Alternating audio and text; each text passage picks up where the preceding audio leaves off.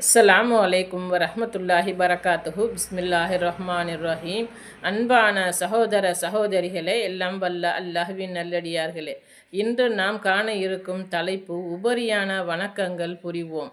கடமையான வணக்கங்களில் ஏற்படும் குறைகளை உபரியான வணக்கங்கள் நீக்கி விடுவதுடன் இறைவனிடத்தில் நெருக்கத்தையும் ஏற்படுத்துபவையாகும். எனவே கடமையான வணக்கத்தை நிறைவேற்றி விட்டோம் என்று அலட்சியமாக இருந்து விடாமல் உபரியான வணக்கங்களையும் நிறைவேற்றி அல்லாஹ்வின் அருளை பெற்றவர்களாக நாம் ஆக வேண்டும். இஸ்லாம் கூறும் வணக்க வழிபாடுகளில் முதன்மையானது தொழுகை என்பதை அறிவோம். அந்த அடிப்படையில் அன்றாடம் ஐவேளை தொழுவது ஒவ்வொருவருக்கும் கட்டாய கடமையாகும்.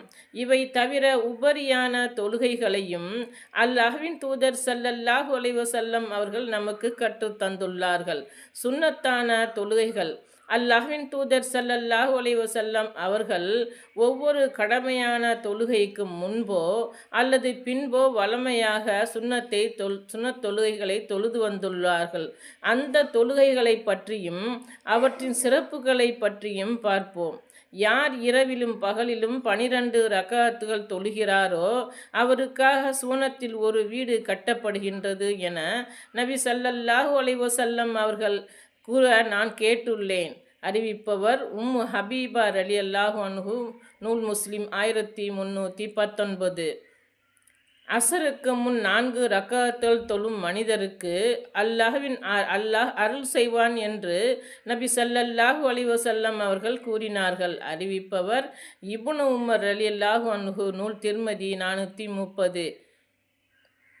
மக்ரிபுக்கு முன் நீங்கள் தொழுங்கள், மக்ரிபுக்கு முன் தொழுங்கள், மக்ரிபுக்கு முன் நீங்கள் விரும்பியவர்கள் தொழுங்கள் என்று நபி ஸல்லல்லாஹு அலைஹி வஸல்லம் அவர்கள் கூறினார்கள்.